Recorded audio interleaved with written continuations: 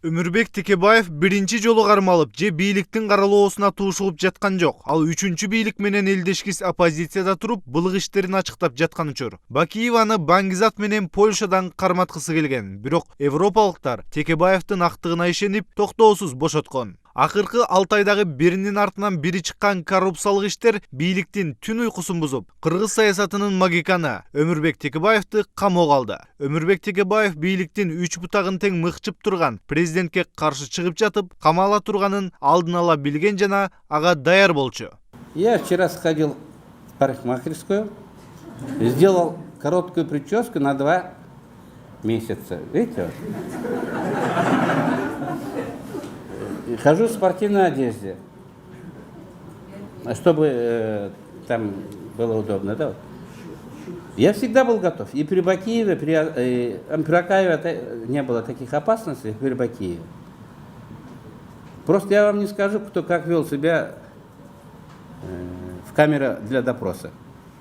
Придет время, мы и об этом расскажем. Так, кто плакал, кто просил, умолял у следователей в подвале ГКНБ.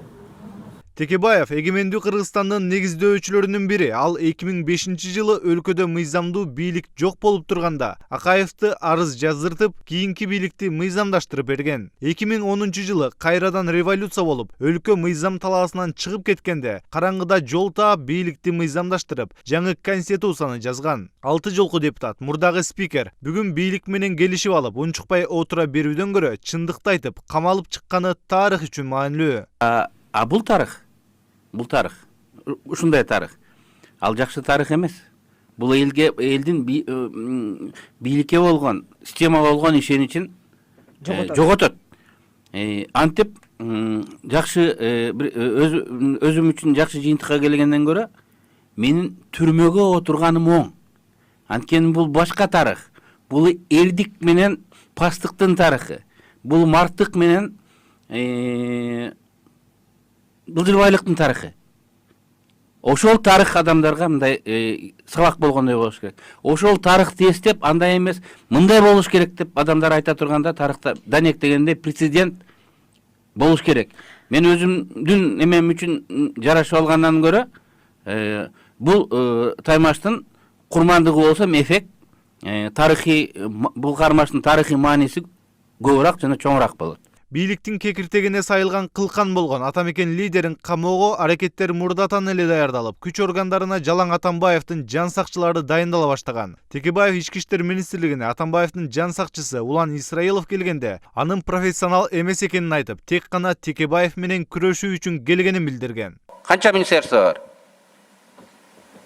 Канча? Жок. Колунан жетелеп иштетесизби? Сооронбай Шарипович. Анан ары министр болуп келип калсаңыз, кризисте деди. Кризистин негизги күч себебин айтып бериңизчи. Атамбаев кризис болуп атат, күч себебин айтыңыз. Тапшырма берип жөнөтсө керек ошол үчөөнүн чечесин деп. Үчөөнүн айтыңыз. Биринчиси Текебаевди камайсың деп жөнөтүп атат. Билбейсиң. Өмүрбек Текебаевди жана Атамекен партиясын камоо жолу менен коркутуу сындыруу мүмкүн эмес. Партия жана анын лидери мындай күндүн далайын көргөн. Уяты жоктор, эми ушу жала менен дагы бир нерсе кылам деп атасыңарбы? Мына бардыгы жала болуп атпайбы? Жетишет да, мындай акыл эс керек да. Белиңизге шерменде болдуңар. Шерменде болдуңар. Жанагы жер, мунагы лицензия, мунагы кылмыш иши шерменде. Атамекен партиясы кайта ушундайда тирилет. Тарыхты билбейт экен бийликтегилер. Атамекен партиясы түгөнгөн сайын түтөгөн сайын күчөгөн партия.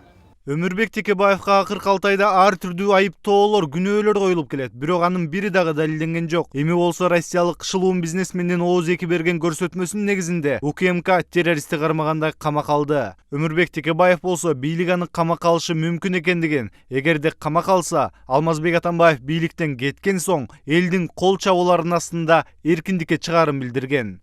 Марат Төлөмүш уулу, Ринат Элеманов, Сентябрь.